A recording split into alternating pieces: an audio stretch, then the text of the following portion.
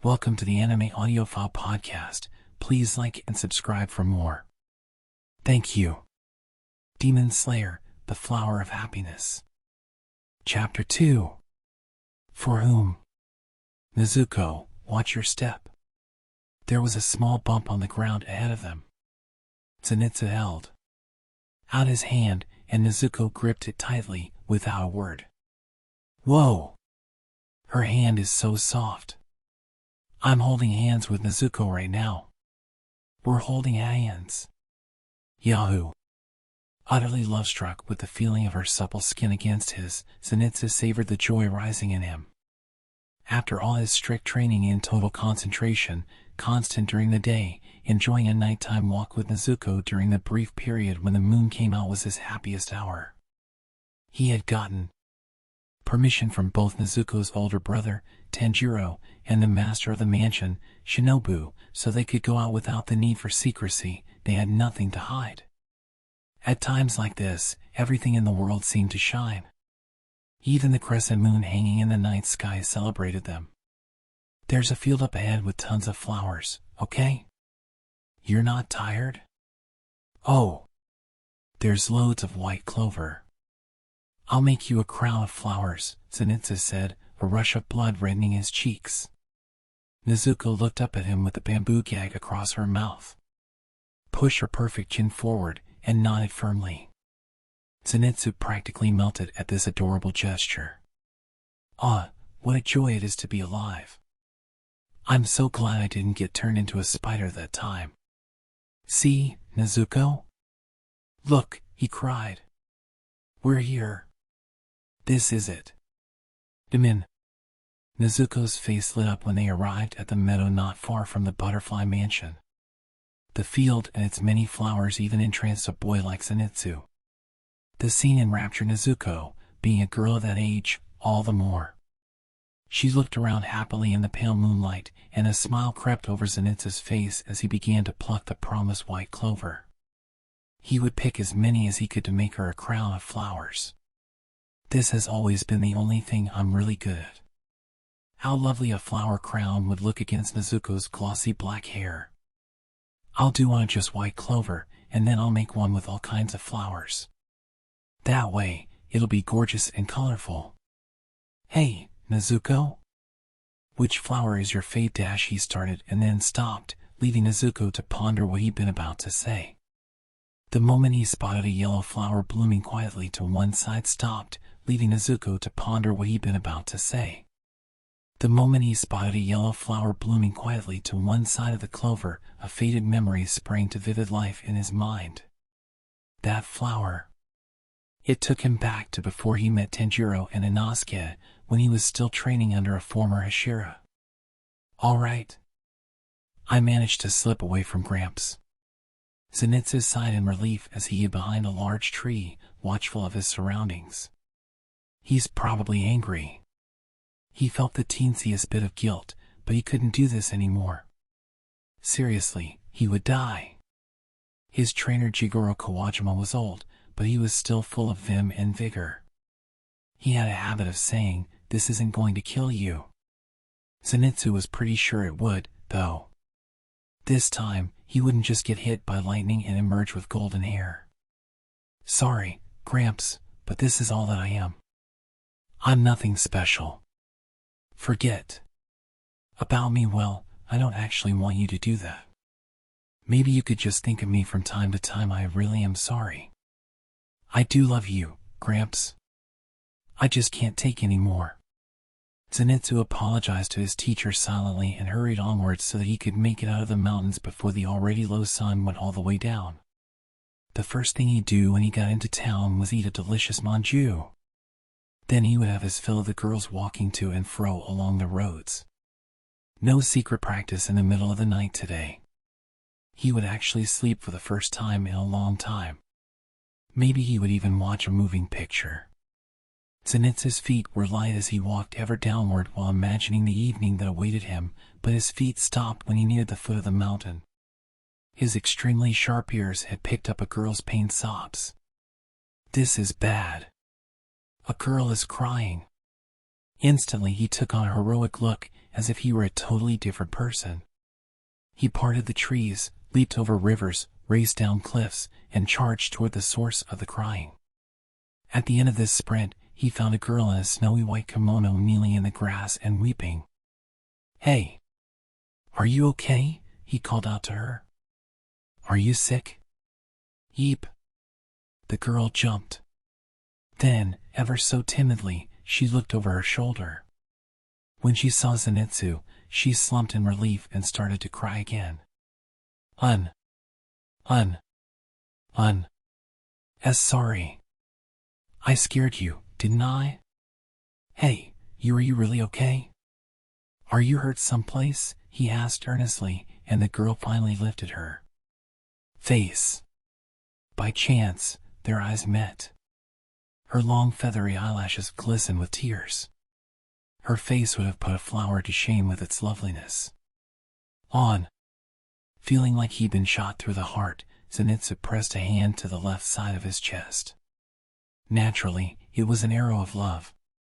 Perhaps because he had lived without parents and never known the warmth of a family, he longed for love and marriage twice as much as the average person. He fell head over heels frighteningly easily. Zenitsu was already in love with the girl weeping on the grass before him. He started to panic. All he wanted was to stop those tears somehow. He stammered. If you don't mind telling me, why are you crying? I might be able to help." The girl said nothing and continued to weep. "I'm Zenitsu Agatsuma.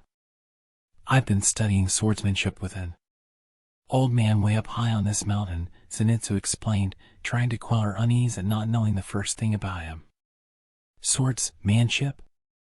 To Zenitsu, the sound of the girl shifted slightly, like she was anticipating something. He could hear in her a faint hope emerging from a place where despair prevailed. Becoming that hope for this girl delighted Zenitsu. "Okay. You can just tell me whatever you can tell me." The girl finally stopped crying.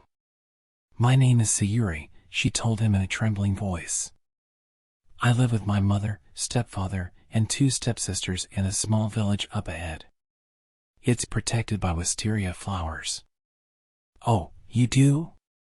"Sayuri, H.M. What a sweet name." Thrilled to know the lovely girl's name at last, Zenitsu wriggled in place. "So, why'd you come up the mountain today, and in such a kimono? It looks hard to walk in." "The truth is." The girl's eyebrows dropped sadly. "One evening a few days ago, my stepfather encountered a demon here. He barely managed to escape by promising to send his daughter to take his place." "What?" Zenitsu cried. "A demon? You? How could he do that? That's awful. That's so awful." "He had no choice. My mother and my stepsisters couldn't live without my stepfather." She lowered her eyes, and the tears clinging to her eyelashes plopped onto her cheeks. She said no more. The black hair tied back high on her head was indescribably beautiful. Heedless of the consequences, her unbearable loveliness spurred Zenitsu to shout, I'll go to the demon in your place, Sayuri, and take care of it lickety-split. You just wait at the foot of the mountain." As he walked along the dark mountain path, Zenitsu already regretted blurting that out. He put on Sayuri's kimono to complete the deception, and he kept tripping over the uselessly long sleeves. The sword hidden on his back made the outfit even harder to move in. On top of it all, he was so scared of facing the demon, he could hardly stand it. Wait. It's totally hopeless, right? I mean, taking down a demon all by myself? And what was that lickety-split part? Lickety-split? There's no way I can do this. Maybe I could go slinking back to Gramps and get him to come with me. No, I don't have the time for that. I'm going to die. I am definitely going to die. Zenitsu moaned and groaned to himself. He wanted to bawl pathetically and run away that very moment, or sooner if possible. Still, he knew he was the only one who could halt the tears of that lovely girl. Sayuri. She was super happy too. She had shed tears of anxiety and relief when Zenitsu said he would take care of the demon. The bright sound of hope and joy in her grew louder, but he could also hear clear sounds of regret, apology, and confusion. It was an extremely complicated and painful sound. Most likely, she had qualms about sending Zenitsu, a total stranger, into this dangerous situation. She's such a nice girl. He remembered the trembling sound she made as she had gripped his hands and told him to be careful before they parted. Not once did she blame her stepfather for immediately offering her up as a sacrifice because she wasn't related to him. Nor did she hold it against her mother for not trying to stop him. It was precisely because she had such a kind heart that Zenitsu sincerely wanted to help. Even his burning love for the girl and his sense of chivalry couldn't overcome his intense fear of the demon. Heading toward the meeting spot the demon had given the stepfather, Zenitsu nearly ran off 1,000 times. Each time, he managed to stop himself somehow. A slender crescent moon hung in the night sky. He looked up at it through the breaks in the trees and prayed, "Please let it be a tiny, weak demon." He heard the sound of the demon. Yeep. He clamped his hands over the scream that threatened to slip out of his mouth. The demon sounded like lips being licked, waiting for a beautiful girl to come along so they could eat her tender flesh. A greedy, inhuman sound. With his whole body shaking and unable to utter a word, Zenitsu came to a stop. He absolutely couldn't make himself go any farther. No matter how he tried, he couldn't take another step. As Zenitsu held his breath and stood immobile on the dark mountain, an enormous demon stepped out of the brush.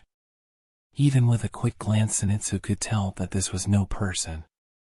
The demon had an enormous arm growing out of its back, and each of its 3 hands held an enormous sickle. A large mouth stretched from ear to ear while 6 small, merciless eyes glimmered with darkness. "Oh no! This is it. I'm dead. Sayuri. I'm sorry." Zenitsu's teeth chattered harder than ever as he stared up at this terrifying and massive creature, tall enough that it looked like it was touching the clouds. Ah, ah, ah. Ah, ah, ah. Ah, ah, ah. Ah, ah, ah. His breathing was wild like that of a virgin maiden. "You're the old man's youngest daughter?" the demon asked in a gravelly voice. Zenitsu's heart nearly pounded right out of his chest. Why, yes, he barely managed to squeak out. He couldn't stop his voice from jumping up unnaturally. "My name is Zeniko." The demon glanced at Zenitsu. "So, the old man went and lied to me to save his own skin. Exactly how is this ugly girl the village's greatest beauty?" It clicked its tongue in annoyance. To take Sayuri's place, Zenitsu had yanked his hair back and painted his lips red with the juice of crushed flower petals, but he was still just a boy dressed up as a girl. More than a few demons preferred the flesh of beautiful maidens, and Zenitsu supposed that this demon also possessed this particular proclivity. Its disappointment and annoyance at dashed expectations reached Zenitsu loud and clear, and he trembled in fear. "Well, fine. I'll tear you apart and eat you. And then once the season changes and those hateful wisteria flowers wither and die, I'll go and eat the old man's other daughters and his wife right in front of him," the demon announced, wiping away the drool dripping from his mouth, seemingly toying with Zenitsu. Punishment for taking a great demon like me for a fool. Zenitsu could hear vicious delight. A cold sound without a hint of warmth, hungry for blood. "First, I'll gouge out those eyes with the tip of this sickle. Next, your tongue," the demon muttered, licking its lips. "After that dash Igaya. Up." In his extreme terror, Zenitsu finally let go of reason.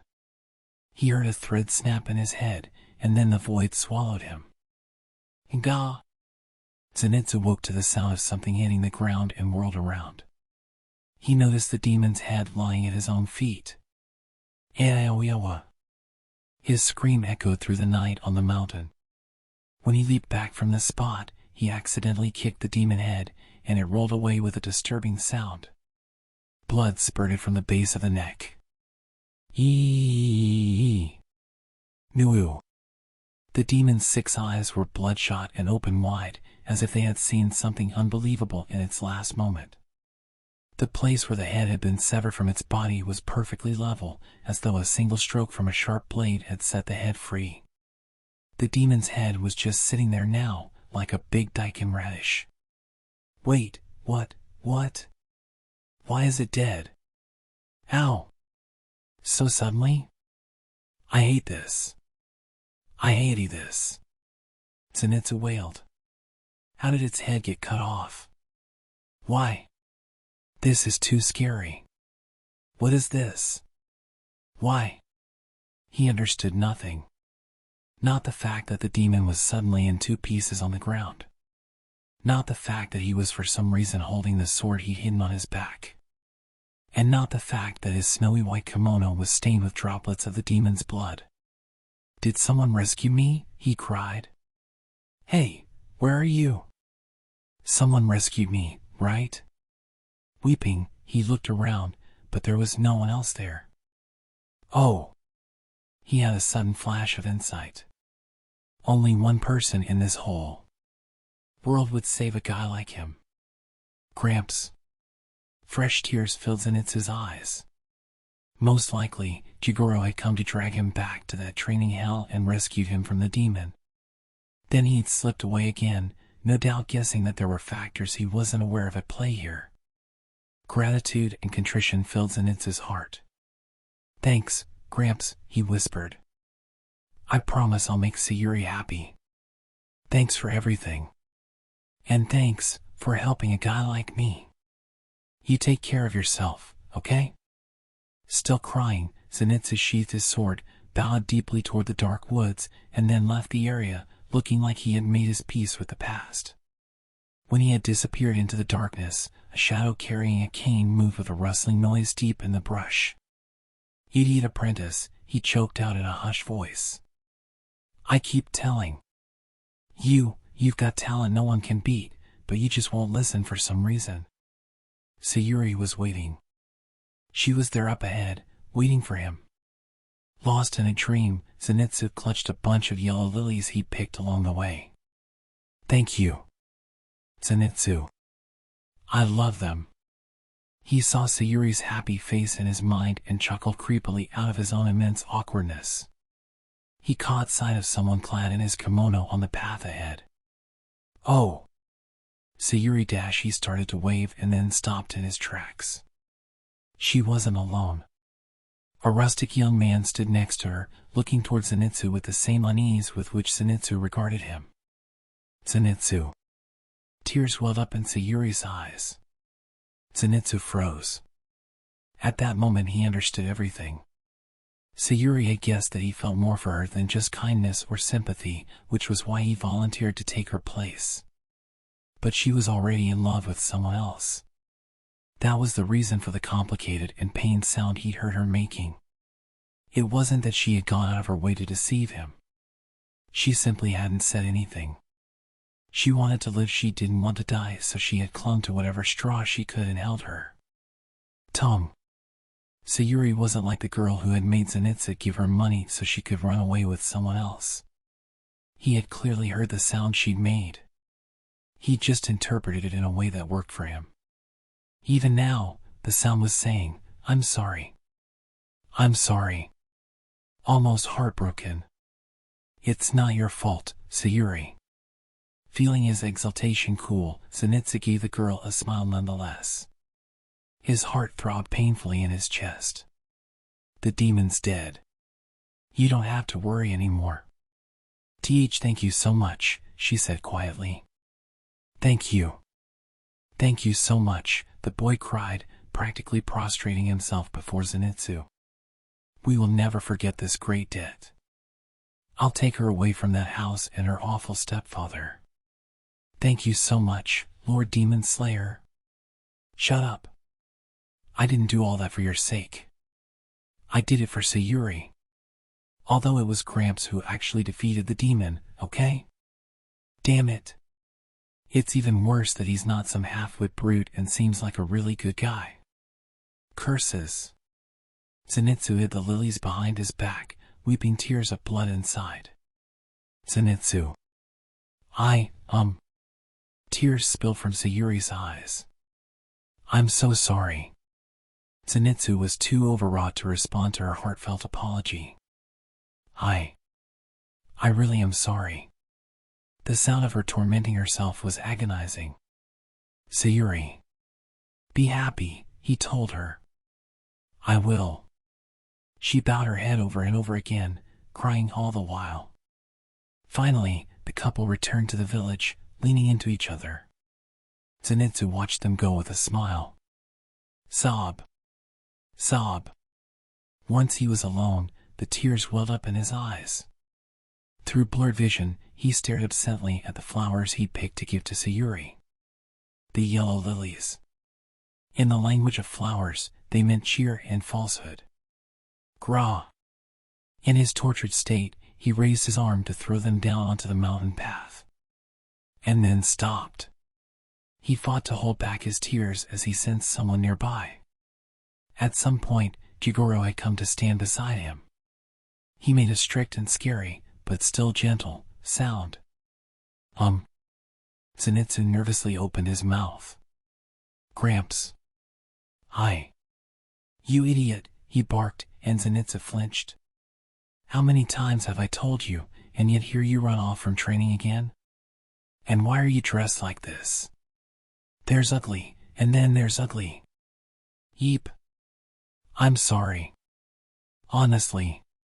Having a fool for an apprentice is taking years off my life, Jigoro muttered with a sigh.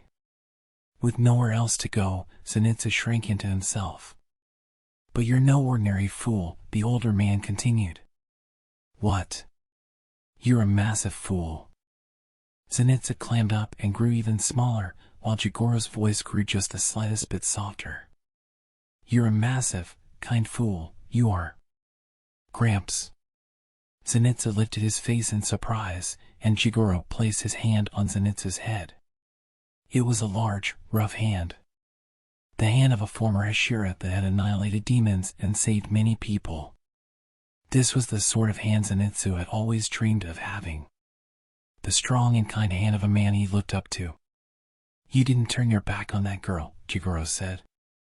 You didn't give in to your fear. You fought well. You were the one who saved me, Gramps, Zenitsu said dejectedly. I was too scared to do anything. What is wrong with you? Jigoro asked, exasperation in his voice. You think I defeated that demon? Didn't you?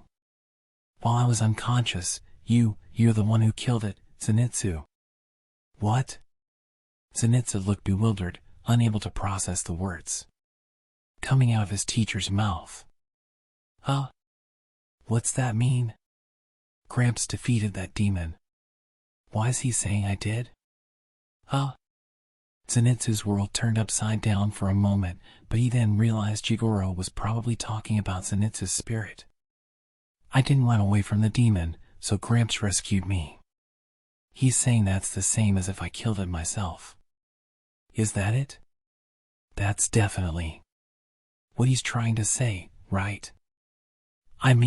Gramps. He skips over all the details. It's hard to get what he's even saying. After convincing himself that this had to be the truth, he nodded in agreement. Zenitsu, Jigoro said to his apprentice. You know what makes a good swordsman? Being strong, of course. Like you, Gramps, Zenitsu replied immediately, and Jigoro flushed just a little. He cleared his throat. So then, what do you think you need to be? Strong? Zenitsu stammered. Kindness, Jigoro announced meaningfully. Kindness makes a person's heart tougher than nails, tougher than anything. A sword swung for the sake of someone else is the strongest sword in this world. That's what you need. The old teacher's eyes, which normally only raged at him, were unfathomably kind now as they settled on this unworthy apprentice. No matter what else is going on, you turn your heart toward the weak and be their shield. It's because you know weakness yourself that you can do this. Zenitsu's throat and eyes were suddenly hot, and the inside of his nose throbbed, leaving him unable to respond. So long as you don't lose that kindness, you're bound to become a great warrior. I. Gramps. Tears spilled from his eyes. Zenitsu sobbed, and Jigoro gently stroked his yellow hair in silence. That day, too, a crescent moon had sat in the sky above them. Sayuri, I hope you're doing well. Zenitsu narrowed his eyes happily as he looked out at the yellow flowers swaying in the breeze. He felt a slight tugging on his sleeve and looked down to find Nezuko's unhappy face. That brought him back to himself. Oh, sorry, Nezuko, he cried. I'll make that crown right now, okay? To apologize for getting distracted, I'll make you the most beautiful flower crown, okay? He said, cheerfully. I know. How about we make one for your brother and that idiot Inosuke too? Nezuko smiled happily. Ha ha ha. Her smile made Zenitsu smile too. He was certain that Sayuri was living happily ever after somewhere with that kind boy of hers. Zenitsu was a far cry from the strong swordsman Gramps had told him about that day. He was a weak crybaby, scared of everything, and he ran away all the time. To be honest, he didn't know whether or not he was even kind. But someday, for sure. Vowing this in his heart, the boy plucked the most beautiful flowers in the field for his darling girl. End of Chapter 2. Thank you for listening.